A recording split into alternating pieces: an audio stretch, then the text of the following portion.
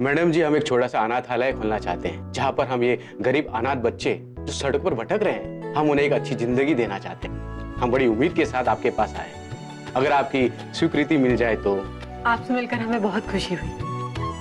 आप जैसे लोगों के कारण ही तो समाज के अच्छे पहलू को भी जानने का मौका मिलता है। मैडम जी, हमें भी आपसे मिलकर सच में बहुत खुशी हुई। आप इतनी बड़ी पदाधिकारी होने के बावजूद इतनी सहज है। मैडम, ये रही इनकी फाइल।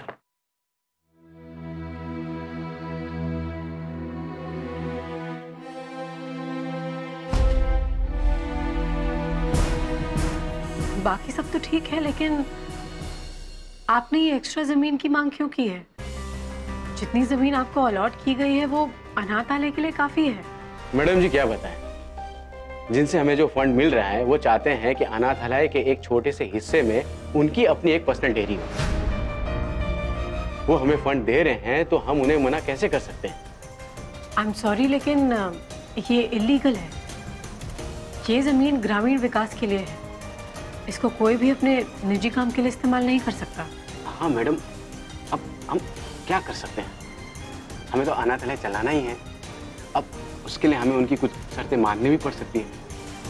ये शर्त नहीं, डिमांड है। गलत डिमांड, गलत। आई एम सॉरी, पर आपकी ये फाइल्स पास नहीं हो सकती। मैडम जी, प्लीज आप ऐसा मत कीजिए। मैडम जी, समाज में तो कभी कभी थोड़ा बहुत ऊपर नीचे करना ही पड़ता है। आप ये कर दीजिए।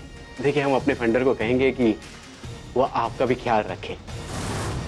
आप समझ रही ना हम क्या कहना चाह रहे हैं? हम आपकी बात को समझ रहे हैं, लेकिन शायद आप हमारी बात को नहीं समझ रहे।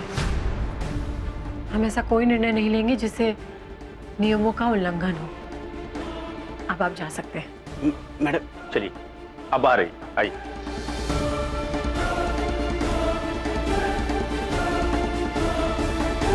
अच्छा हसीना जी, क्या फैसला किए हैं आप? अरे इसमें फैसला क्या लेना है, बस अपने बच्चे के साथ मिलकर के थोड़ा सा विचार विमर्श किया है और इस नतीजे पर पहुंचे हैं कि अब कागज पत्तर तैयार कर लिया जाए।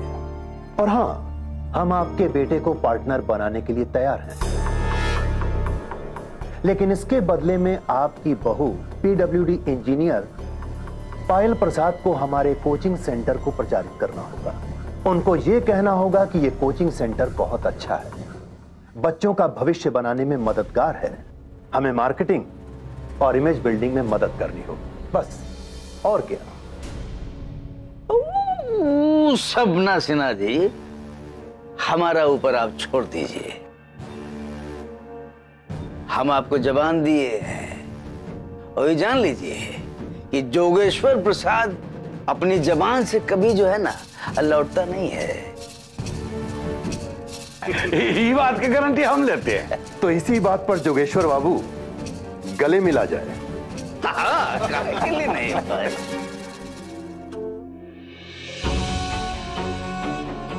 बधाई हो आपको, बहुत बहुत बहुत बहुत बधाई आपको भी। अच्छा तो सिन्हा जी, अब ही रात को घर पर आइए, आराम से बैठकर इस रिश्ते की नींव को पक्का करते हैं। बिल्कुल। और आगे का सारा योजना को कैसे सफल बनाना है ये हम आपको विस्तार से बता देंगे।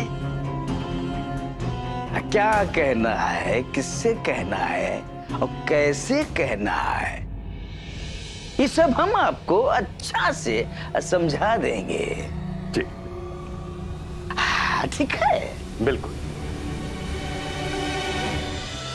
आप इतनी मेहनत कर रहे हैं, इतना प्रयास कर रहे हैं, विश्वास कीजिए हमारा, आपकी ये मेहनत एक दिन जरूर रंग लाएगी। जितना कठिन परिश्रम है ना, उतनी ही शानदार जीत होगी आपकी देव जी। बस अपने ऊपर से अपना भरोसा मत हटने दीजिएगा। फिर देखिएगा, आपने जो अपना लक्ष्य बनाया है ना, आप उसे एक दिन जरूर पालेंगे। हमारा लक्ष्य तो सिर्फ आपकी खुशी है और कुछ नहीं।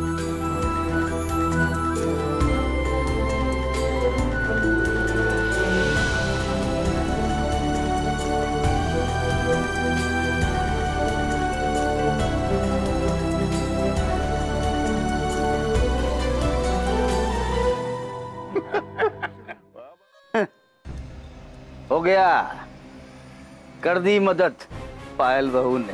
कुछ ना करने वाली है वो, बात कर रहे हो। पूरा 35,000 पर पानी फेर दिया उसने आज।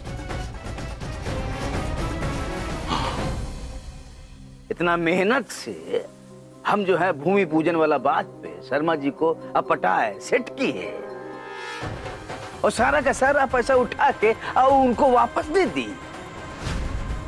क्या बात कर रहे हैं बाबूजी? तो क्या झूठ कह रहे हैं हम? हमारे सामने घर आई हुई लक्ष्मी को और दूसरे दरवाजे से अब बाहर भेज दिया। ये पढ़ा लिखा लोग जो होता है ना, ईमानदार, इन सब का यही प्रॉब्लम होता है। प्रॉब्लम तो है बाबूजी, और इस प्रॉब्लम का हल ढूंढना ही पड़ेगा। तो कहते हैं ना बाबूजी कि जब घी सीधी उंगली से ना निकले तो उंगली टेढ़ा करना पड़ता है। बस अब हम उंगली टेढ़ा करने के लिए तैयार हैं। अयोध्या बेटा बिल्कुल सही कह रहे हैं। तो इसका मतलब है अयोध्या कि ईमानदारी की मूर्ति के लिए तुम कुछ सोच लिए हो? नहीं बाबूजी, अब तक तो हम कुछ नहीं सोचे, लेकिन बहुत जल्दी सोचना पड़ेगा।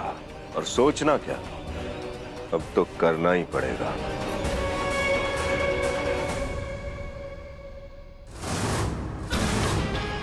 ये अयोध्या प्रसाद का बैल बुद्धि तो कुछ सोच नहीं पाएगा, सोचेगी तो अब गुलकंद,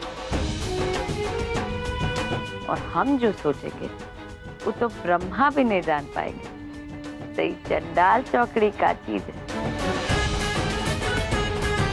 इस बार का वार आज या पार।